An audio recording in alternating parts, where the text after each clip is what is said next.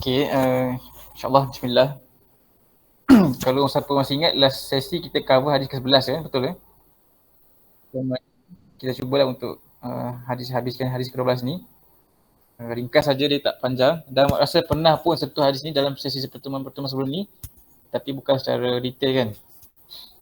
Jadi insyaAllah kita akan sama-sama tengok hadis ke-12 pada hari inilah. Ada siapa nak tolong bacakan hadis ni? Okey, Imran. Silakan. Siapa tu? Fahim, silakan. عن أبي هريرة رضي الله عنه قال رسول الله صلى الله عليه وسلم من حسن الإسلام المرء تركه ما لا يعني. Hadis Hasan riwayat At-Tirmizi wa ghairuhu hakadha. Okey, insyaAllah tak ada masuk kat sini kan? Tengok kat skrin ni ke? Tapi kalau bacaan sebenar dia An Abi Hurairah kan? Sepatutnya kita sebutkan Hurairah tu. Kita apa? Jazakallah khair, hadis ni diriwayatkan oleh seorang sahabat yang bernama Abu Hurairah. Ini hadis keberapa daripada Abu Hurairah ni? Daripada si pernah hadis ni?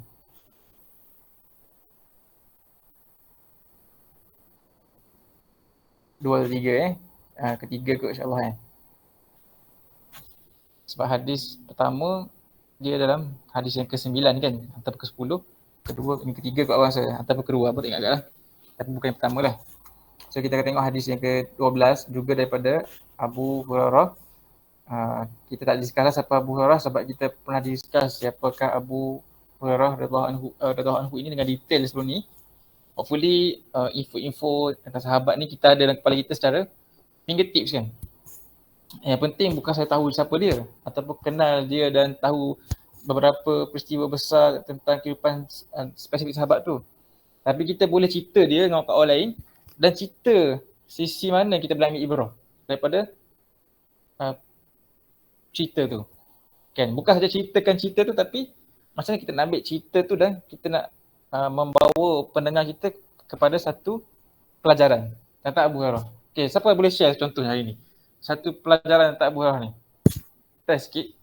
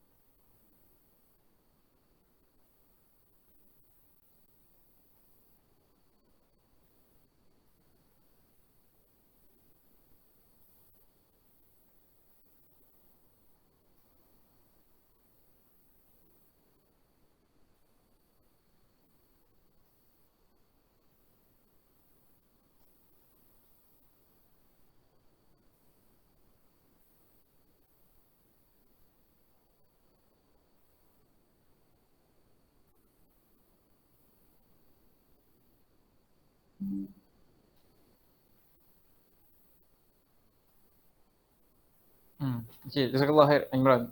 Okay. Tapi tak best kalau kita bagi ibrah tu terlalu umum kan. Sepatutnya ibrah kita tu kan, kalau kita cerita kepada orang lah, hadis kan, dia kena bawa ibrah tu pada Islam jugalah. Apa benefit ataupun ibrah yang Islami. Contoh benda yang sama tapi mungkin ulasan dia tu lah. Sebab Abu Hurairah ni betul, dia masuk Islam lambat. Tahun ke-7 hijrah Nabi baru dia masuk Islam kan. Dia sempat dengan Nabi lebih kurang 3 atau 4 tahun je. Tapi nak ceritanya walaupun kita ni lambat sedar, dah hujung-hujung tahun baru nak masuk Islam atau baru nak berhijrah kan. Tempoh masa tu tak menentukan pun orang tu hebat tak hebat kan. Walaupun sekejap ataupun dah hujung-hujung usia, peluang nak beramal kita sadar kan. So bila kita cerita tentang sahabat, kita kena bawa balik ibrah tu kepada orang yang kita nak cerita tu kepada Islam pula kan. Sebab kalau kita cerita pasal konteks pendidikan, jadi umum lah, rugi point tu kan. Okay. So jazakallah khair Imran. Dan yang lain-lain pun abang harap kan, bila kita tahu sahabat-sahabat Nabi ni, kita bukan saja tahu cerita dia, bukan semua benda kita tahu cerita dia. Sebab kita tahulah dia makan apa, pernah main pasir ke kan, apa benda dia main guli ke apa. Tak semua benda signifikan pun dalam kehidupan dia tu. Tapi beberapa event signifikan dalam sahabat-sahabat ni, kita perlu tahu.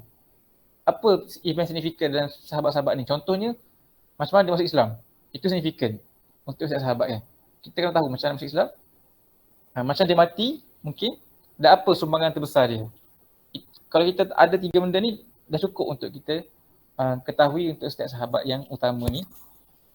Tahu satu benda, boleh cerita tanpa rujuk buku dan boleh bawa ibrah daripada setiap aspek ni kepada pendengar-pendengar yang kita sedang interact kan. Contoh macam adik ke Imran ke siapa kan yang ada buat bacaan hadis. Sometimes kita baca hadis tu kan daripada sahabat Nabi sekian-sekian. Kita hanya sampaikan maklumat je.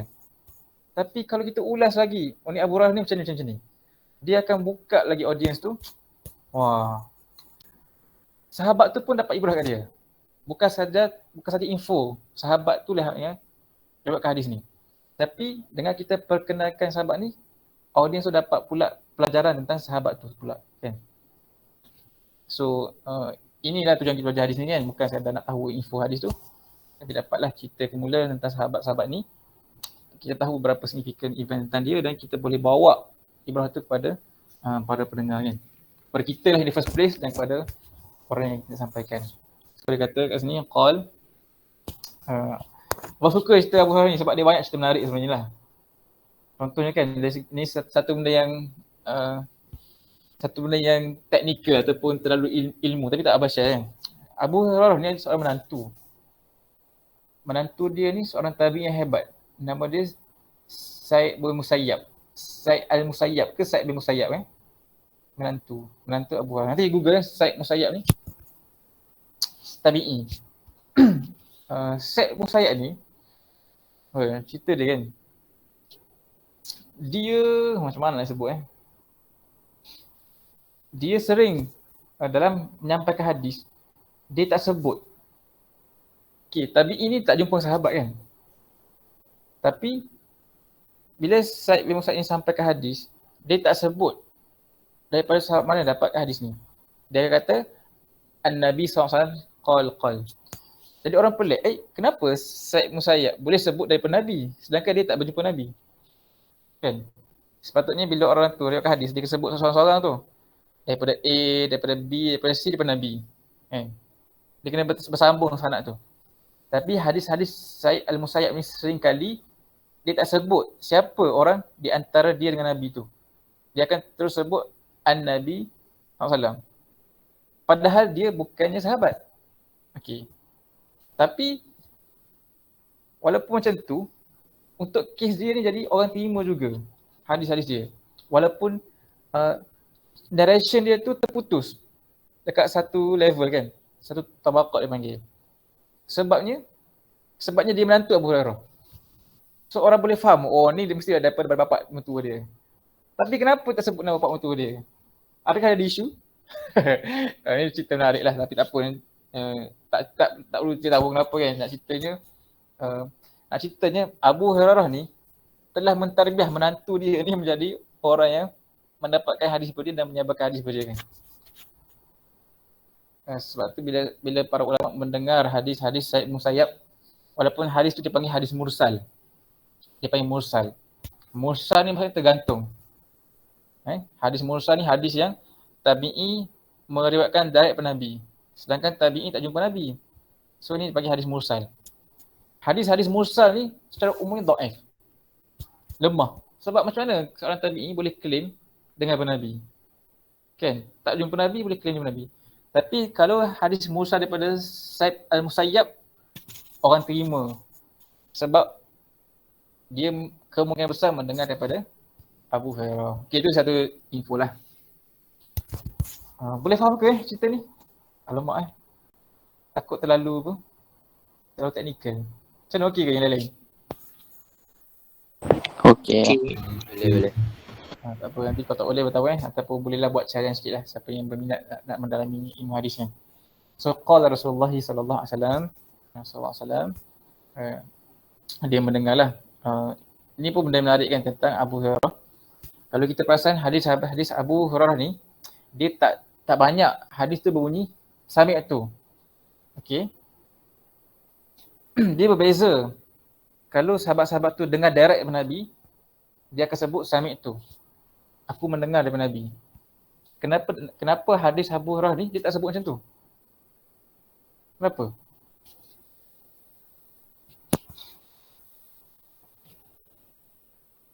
Ni info kat kan. Ni kita pakai sirat nafas tu. Sebab mungkin dia tak dengar direct. Sebabnya mungkin dia tak dengar direct. Mungkin dia ambil hadis ni daripada sahabat lain. So dia kata qala Rasulullah. Faham ke? Faham. Kalau dia attend majlis tu, dia akan kata sami tu kan, aku mendengar. Contohnya hadis yang pertama kan. Sami tu kan, An Umar tu. Dia kata sami tu kan, hadis tu. Baca balik. An-Nawawi ni. Arba'in Nawawi. Apa hadis tu bunyi awal dia? Sami tu kan, betul kan. Daripada Umar tu.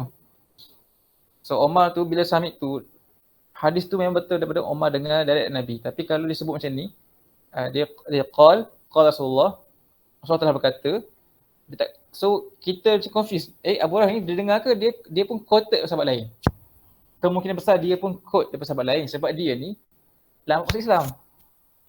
Jadi dia mengutip balik hadis ni sahabat-sahabat lain. Itu power Abu Hurairah ni. Kan? Contohlah tak datang halaqah kan. Tanya setiap orang ni, siapa sebenarnya tadi? Tanya. Sebab dia ni jumpa Nabi 4 tahun je. 3-4 tahun terakhir. Nabi bercakap bukan je 3-4 tahun terakhir. Sejak Mekah Nabi bercakap kan. Hadis Nabi telah keluar. Semua tu dia telah missing. Tapi dia kutip balik. Jumpa ni, jumpa adik. Adik, minggu lepas kita siapa Jumpa Fahim. Fahim kita siapa? Semangatnya dia ni nak menghimpunkan hadis Nabi. Walaupun pada waktu Nabi mengungkapkan hadis tu dia tak ada. Subhanallah kan. Sikit bagi dengan pujilah Abu Hurairah radhiyallahu anhu. Kemudian kata apa ni? Panjang pula cerita Abu Hurairah ni kan. Banyak lah cerita menarik tadi ni. Kalau masa kita boleh buat apa? Sesi khas mengenali Abu Hurairah. Dia kata kat sini qala Rasulullah SAW min husnil Islam mar'i tarku ma la ya'ni. Simpan hadis ni, di antara keelokan Islam seseorang itu al-mar'i tarku ma la ya'ni. Di antara tanda-tanda kebaikan Islam keislaman yang baik kepada seorang itu. Keislaman yang baik bukannya keimanan ni. Dia cerita tentang keislaman. Ni basic kriteria tentang baiknya Islam seorang itu adalah tarku ma la ya'ni, meninggalkan apa yang tidak ada kaitan dengannya. Okey, masya-Allah ya. Meninggalkan apa-apa yang tidak ada kaitan dengannya. Ini satu hadis yang sangat penting untuk orang Islam sebab ni minimum kriteria antara kriteria yang status keislaman dia tu baik, dia ni tak buat benda yang tak ada kaitan dengan dia. Tak bermanfaat bagi dia kan. Which hari ni orang sangat banyak melibatkan diri dalam benda yang tak ada kaitan dengan kita kan. Kalau kita tengok kat Facebook kan, benda yang kelakar, benda yang tak ada benda mengarut orang komen. Masa kita baca komen tu satu hal kan. Sebab menulis komen ni memakan masa kan. Contohnya apalah orang follow kan. Hari tu ada viral. Astagfirullahaladzim, abang follow ni, abang macam baca komen-komen ni. Kan ni mengarut sikit lah kan. Ada seorang player football Turki ni. Muka dia sama macam Datuk Alif Syukri. Alif apa tu? Yang kosmetik tu. Alif Syukri kan. Jadi muka footballer Turki ni, dekat page football Turki ni, keluarlah muka player tu. Muka dia sebiji dengan Alif Syukri. So orang-orang Malaysia bagi komen kat situ. Geng-geng bawang kan. Hebat Datuk ni boleh pergi main bola dekat Turki seorang ni. Nampak tak dia melibatkan dia perkara yang tak ada kaitan. Tak ada kaitan, tak ada manfaat. Dan kita punya rakyat Malaysia memang kuat lah kat Facebook kan. Kat Facebook dan kat Twitter kan suka ambil tahu benda yang tak ada kaitan dengan kita. Termasuklah kita main game ke. So tanda-tanda apa? Kita meninggalkan perkara yang tidak ada kaitan dengan dia kan. So hadis ni simple je sebenarnya. Tapi kita tengok apa yang Ustaz nak sampaikan kan. Ulas bagi kita tentang hadis ni.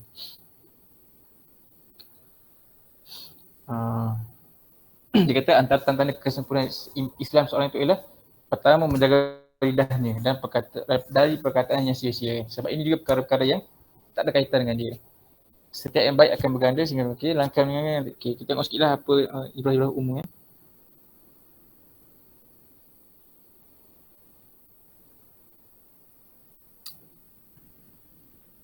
Dia kata kenapa antara benda yang kita boleh bawa balik lah yang umum dari hadis ni kat sini Nabi SAW bila menyebut benda ni kan sedang cerita tentang satu benda yang sangat berharga dalam kehidupan seorang Muslim, seorang mukmin, itulah masa. Kenapa kita ni dilarang kan melibatkan diri dengan perkara-perkara yang apa? La ya'ni, tidak ada kaitan dengan kita ni, sebab kalau kita melibatkan diri dengan benda tak bermanfaat dan tak ada kaitan kita sedang invest masa kat situ. Sedangkan masa satu resources yang dia berikan oleh Allah Taala sangat berharga. Dia kata sini, masa satu modal besar bagi seorang Muslim. Kehilangan masa adalah sama seperti kehilangan harta, tenaga, sokongan, peluang dan lain-lain. Semua yang modal yang sepatutnya tidak hilang begitu saja tanpa mendapat pulangan hasil dakwah tarbiyah. Walaupun memang hasil adalah tetap pada Allah, tapi menjadi kewajipan kita untuk melakukan satu amal dengan cara yang terbaik agar ia akan menjadi muntij. Muntij ialah melakukan sesuatu dengan modal yang paling sedikit tapi mendapat pulangan yang besar. Dia sudah cerita tentang kepentingan masa kat sini.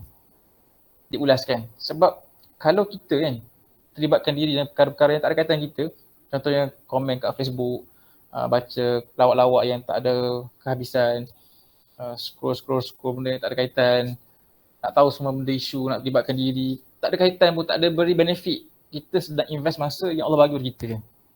Sedangkan masa bagi seorang Muslim ni, dia tak sama masa dengan orang kafir kan.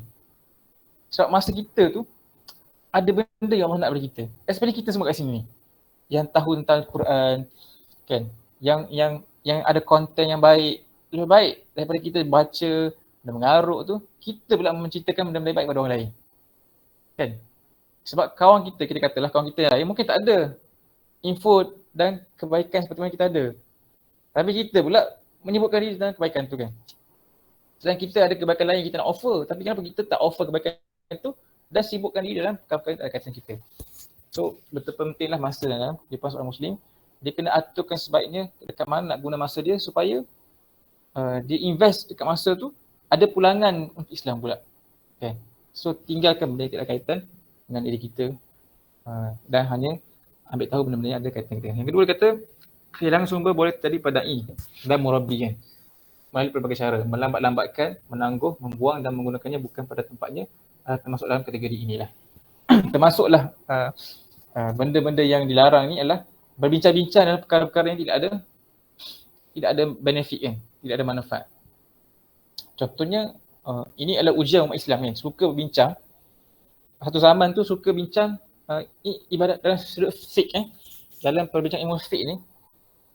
Ada satu tahap dulu zaman kan, bincang benda yang tak akan berlaku, tak possible berlaku tapi berbincang. Apa kita kena buat kalau benda berlaku? Macam ilmiah perbincangan tu, tapi dia sebenarnya membuang masa kan. Contohnya, contoh kan, kalau kita kata pusat ni adalah apa? Pusat ni kan apa benda antara pandangannya aurat kan ditentukan dengan pusat kan. Betul kan? Jadi Nabi Adam ni tak ada pusat kan? Ada pusat tak Nabi Adam? So dekat mana dia punya faham ke? Dia punya batas aurat dia. Sebab dia ni tak ada mak kan, Nabi Adam. So dia tak ada pusat. Baby lahir daripada perut ibu ni ada pusat sebab dia ada umbilical cord tu. Tali pusat tu detach dan tinggallah pusatnya lubang tu. So itu kita kata okey ni dah pusat dia, auratnya pada lain ni ke bawah. Tapi orang duk bincang Nabi Adam ni dekat mana lain aurat dia. Masalahnya penting tak bincangan ni? Tak penting kan? Walaupun macam ilmiah cerita tentang aurat, tapi tak ada gunanya sebenarnya. Sebab itu untuk Nabi Adam pun. Kalau jawapan dia A atau B, apa benefit kita? Tak ada. Sebab tu kena umat Islam ni kan, bila banyak bila dia tak dihalalkan amal yang potensi kepada amal, dia makan gunalah untuk bincang-bincang perkara yang sia-sia kan, bincang pasal politik, hari-hari ni politik kan, tapi tak ada efek apa pun sebab kita bincang yang bermainnya orang politician kan. Apatah lagi kalau masa tu kita buat benda maksiat kan, lagilah tak tu kan. Untuk mencapai semua ini, da'i dan murabi perlu tahu menghargai masa, menggunakan pada tempat yang sesuai dan tepat kan. Itu antara ciri seorang Muslim, individu Muslim muasahat tarbiyah.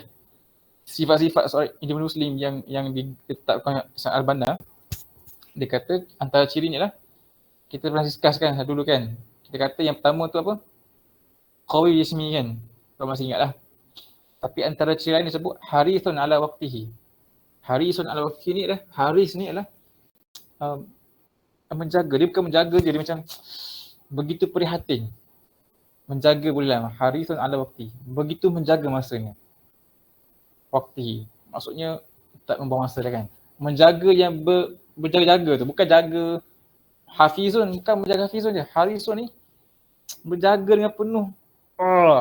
Semangatlah menjaga masa.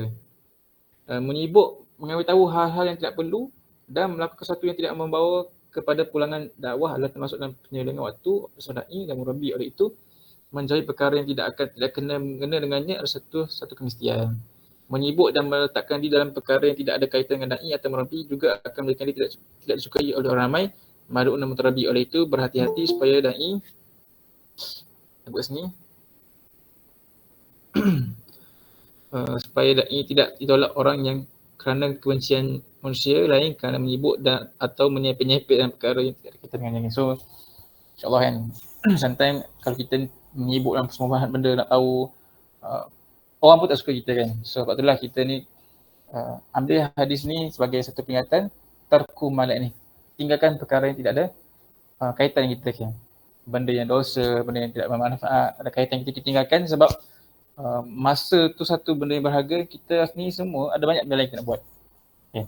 Kita semua ni Allah Alam, tapi pasal semua tak hafal Quran lagi kan. Okay, kalau kita boleh test lah. Itu satu benda yang kita boleh buat sama-sama kan, yang sangat bermanfaat, hafal Quran. Berapa ramai kita ni telah menghafal hadis 40 ni? Mungkin tak hafal lagi kan. Itu benda kita boleh buat. Kalau ada seorang tu kata dia terpaksa buang masa sebab dia tak ada benda nak buat, tipulah kan. Sebab banyak benda kita nak kena buat. Kan, cerita tentang Islam, ngaji Quran ke, baca buku ke, memahami satu topik Islam satu hari. Banyak benda nak kita nak kena buat sebenarnya dalam sehari-hari kita ni.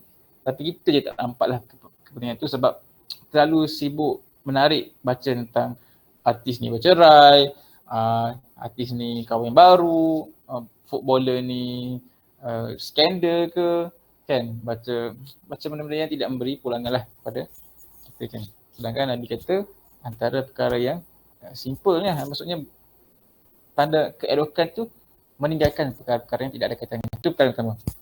Yang kedua pada sini juga cerita kan, kadang-kadang orang Islam ni dia meninggalkan perkara-perkara yang ada kaitan dengan dia dengan tanggapan benda tu tak ada kaitan dengan dia. Apa? Kita ni terbalik. Ada benda kita ada kaitan, kita tinggalkan. Ada benda yang kita ada kaitan, kita ambil. Contohnya tadi kan, kita tak ada kaitan pun tentang isu-isu artis semua tu kan, isu semasa ke benda, tapi kita nak tahu pula.